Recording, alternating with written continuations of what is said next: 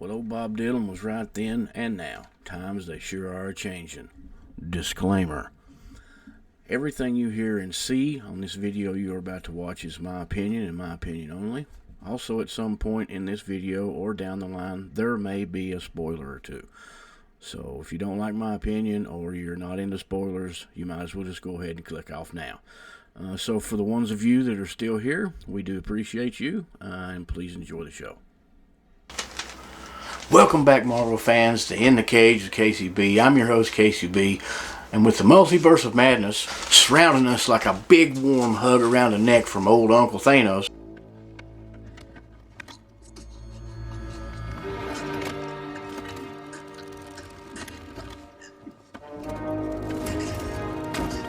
just now finding out about the new Mystic Warrior Sarah and of course Dr. Supreme Strange, we can say that the plot might just be as thick as my accent.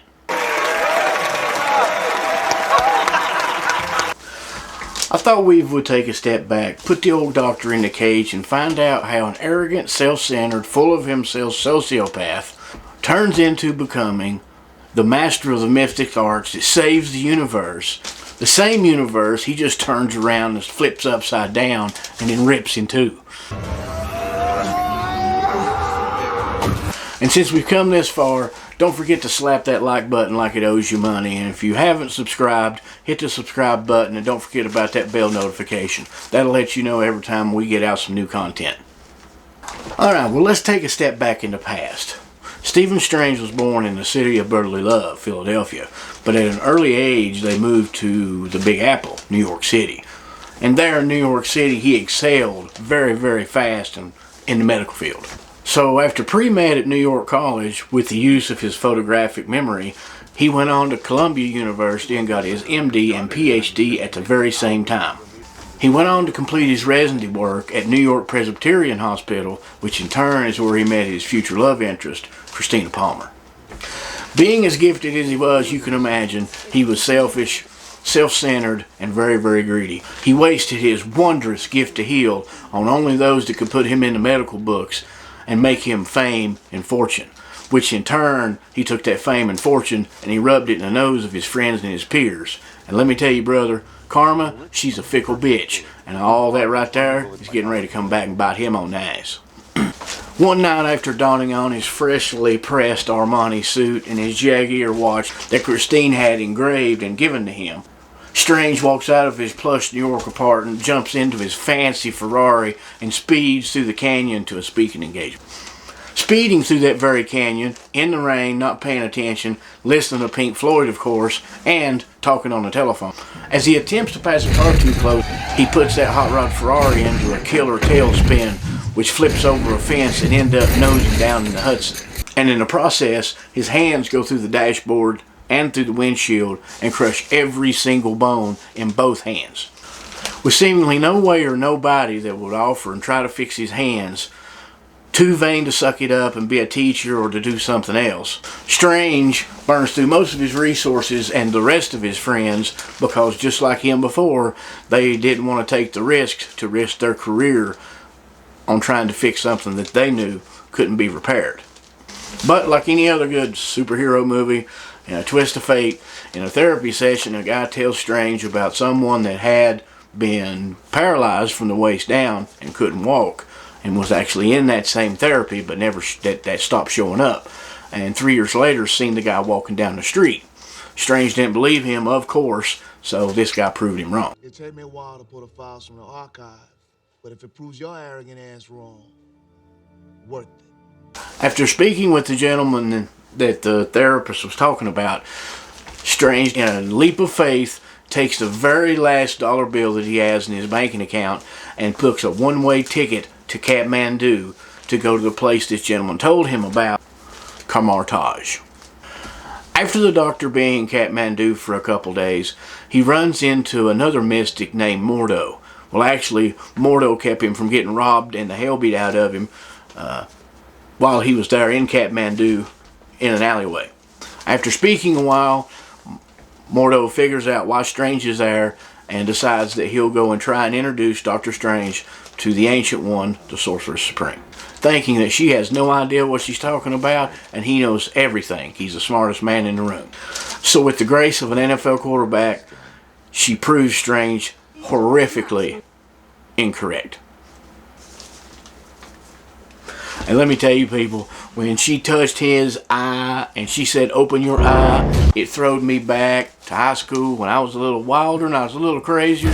Because I've been on one of them type trips before, and that one he was on would have made the Cheshire Cat jealous. After the trip, because of his rude and arrogance, the Ancient One refuses to train Strange and has him thrown out.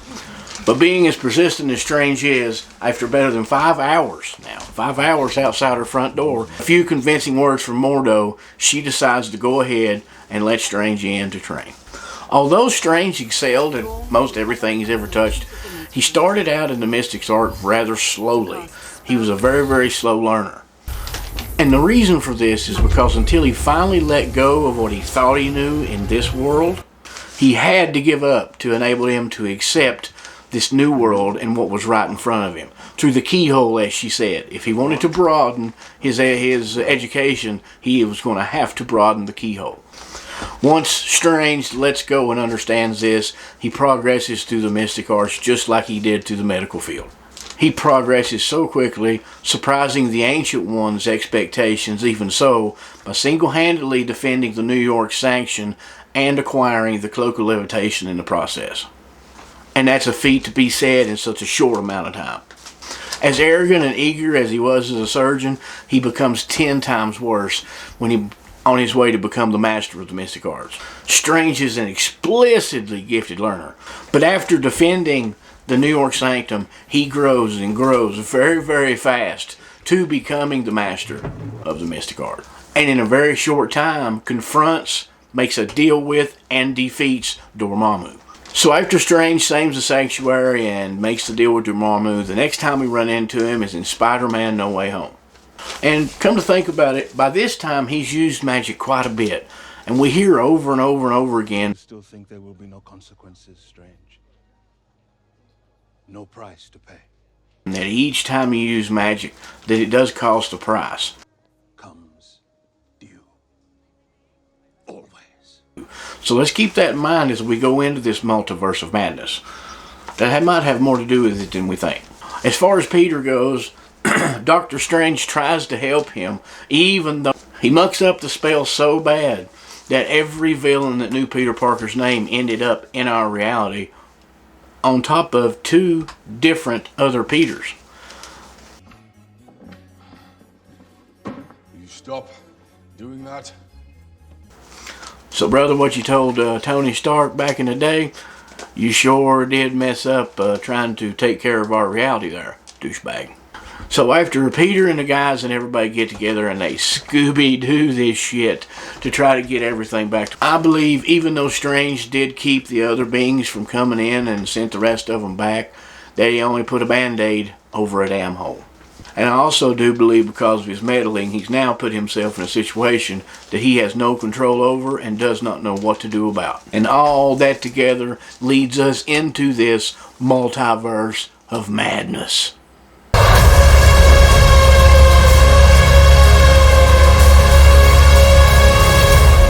So what do you think caused our sociopathic of a surgeon to break space-time and reality as we know it? Was it his insatiable need to control everything? Was it his arrogance? Was it the fact that his fear of failure was the largest thing that controlled him? In the show of What If, he spends an entire century trying to change one moment in time. He says for love, but was it really for love? Did he do it because he was arrogant, or did he do it because someone said that it couldn't be done? These are a couple questions and a few things that we should think about as we await to be thrown into a multiverse created out of chaos, revenge, and the inability to keep one's composure, giving great power. And I tell you what, with our Strange, the new Supreme Strange, Defender Strange, Strange the Supreme, Zombie Strange, and more than likely a Cartouche Strange thrown in there just to keep good measure. Doctor Strange in the Multiverse of Madness is going to be a mic drop for the MCU. Take on that, Martin. You know what I'm talking about. And with all that going on, our Strange is sure going to have his shaky hands full, to say the least, because out of everything I have just mentioned, I haven't mentioned anything about the Illuminati, about Scarlet Witch, Wanda, or even the new Sarah, whatever her role may be to play in this, plus America Chavez. So this is going to be a handful of a movie, that's a fact. I believe now that Doctor Strange is the greatest threat to the universe, but which Doctor Strange? Hell, for that matter, which universe? I mean, I just don't know. It's just that type of movie, and always, we've got to keep an eye out for the big three.